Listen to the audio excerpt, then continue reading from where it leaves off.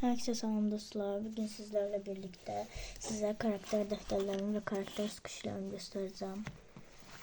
Tüm karakterlerin defterleri ve sıkışlar var bende.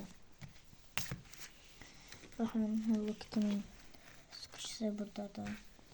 Melody'nin. Burada Sinan'ın var. Bu ise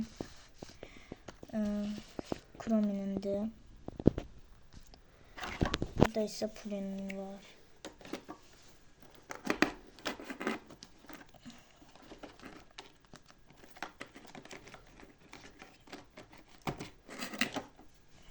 Bu da Pulin'in.